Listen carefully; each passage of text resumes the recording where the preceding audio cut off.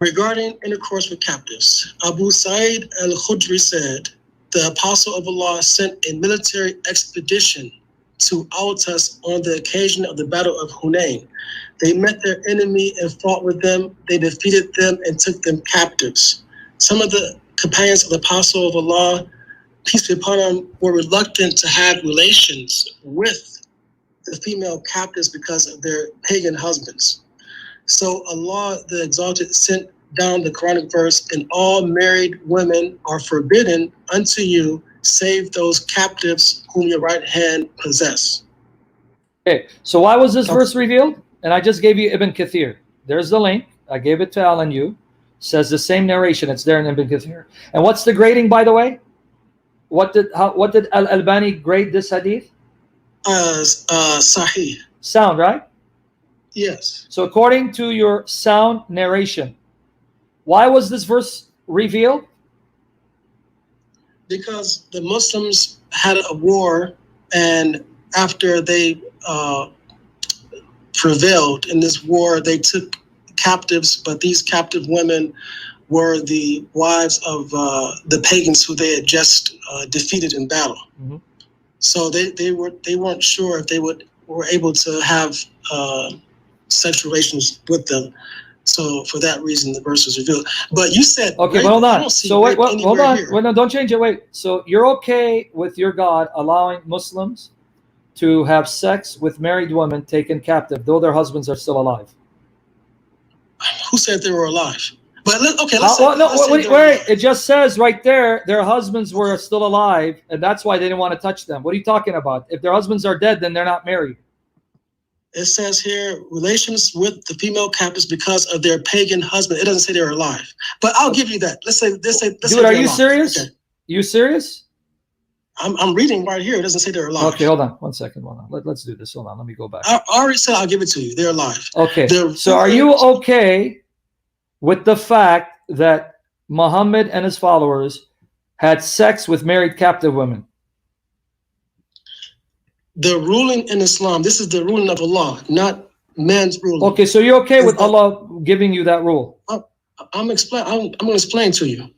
Okay, when the disbelievers engage in war with the Muslims, with the believers, then by doing that, they forfeit their wives because they engage in war with I mean, you the can believers. Explain it away. I'm just saying, are you okay with it? You can justify it all you want. Are you okay with it?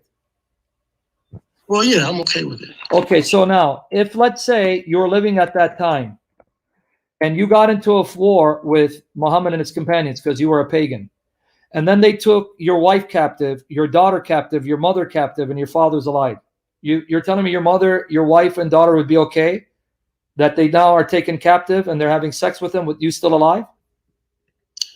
Listen, if I agree to disbelieve in Allah and His Messenger, then I deserve whatever's coming to me. I would expect even worse than that to happen to me. So even to your mother and your wife and your daughter, they deserve that. If I disbelieve in Allah and His Messenger, I deserve even worse than that. That's my point. Okay, so even your mother deserves worse than that. If I disbelieved and she disbelieved as well, then that's what they deserve. That's why you Muslims are dangerous. You just confirmed why Westerners should ban Islam in the West. And I'm glad it's recorded. I thought that was something you would agree with too, right? No, because my God, who is pure and holy and righteous, would never order his true followers to rape married captive women. He would not do that. Have you read the Old Testament before? Yes, Deuteronomy 21, 10 to 14. It shows that your prophet is beneath Moses. Deuteronomy 21, 10 to 14. Read it for him. Nowhere in the Old Testament. I'm answering you. Deuteronomy 21, 10 to 14. No, God does not allow it, the true God. Let's read it. Deuteronomy 21, 10 to 14. All right, verse 10. When you go out to battle against your enemies, and the Lord your God hands them over to you, and you take them away captive, and you see among the captives a beautiful woman, and are strongly attracted to her, and would take her as a wife for yourself. As a sex slave or as a wife? As a wife. Keep reading. Then you shall bring her into your home, and she shall shave her head and trim her nails. She shall also remove the cloth of her captivity, and shall remain in your house and weep for her father and mother a full month. And after that, you may have relations with her and become her husband, and she shall become your wife. So can you have sex with her as a sex slave, or you must marry her and make her your wife and you be her husband? It's clear, your wife. Okay, now keep reading. Verse 14, but it shall be, if you are not pleased with her, then you shall let her go wherever she wishes, and you certainly shall not sell her for money. You shall not treat her as merchandise, since you have humiliated her. Now, this was revealed 2,200 years before your Quran. Can you show me in your Quran where your prophet taught the same thing Moses did, that you can't have sex with a captive woman, especially one that's married?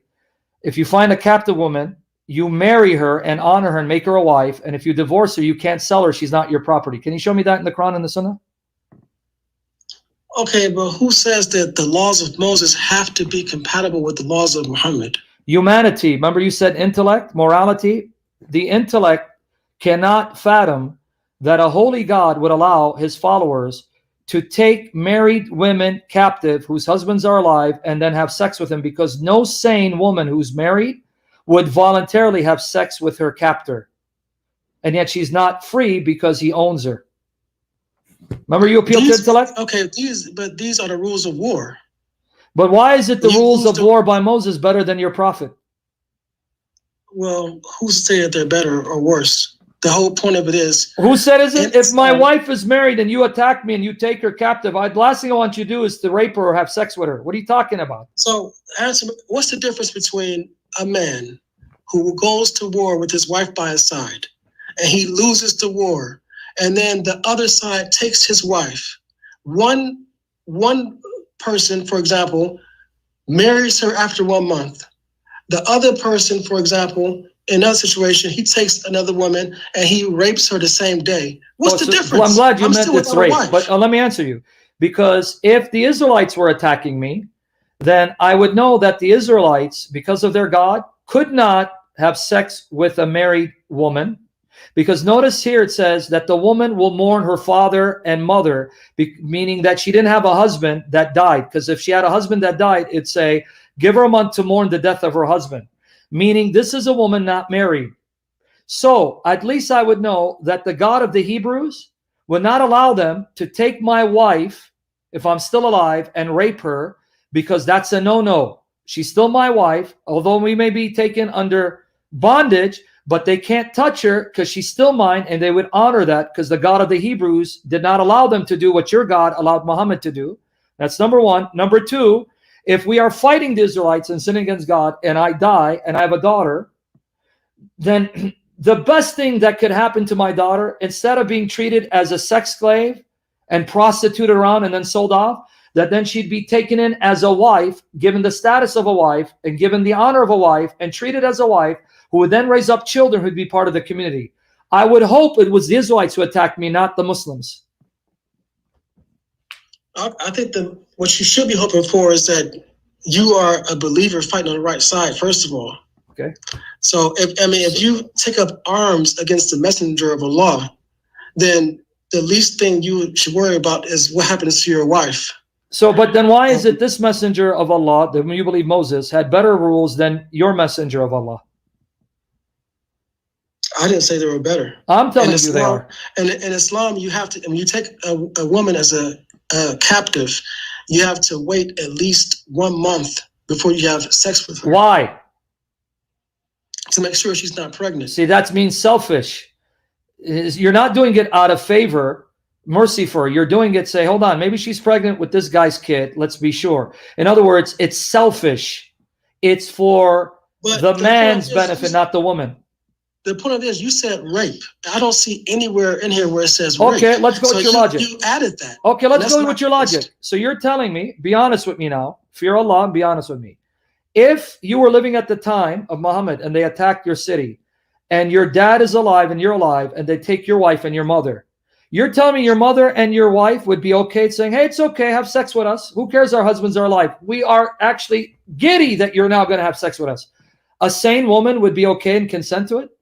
That's beside the point. You said rape. No, that is the point. Would they consent to it? It's not the point. Where is rape at? Oh, You said but that answer the question, you'll see where it's rape. Would they consent?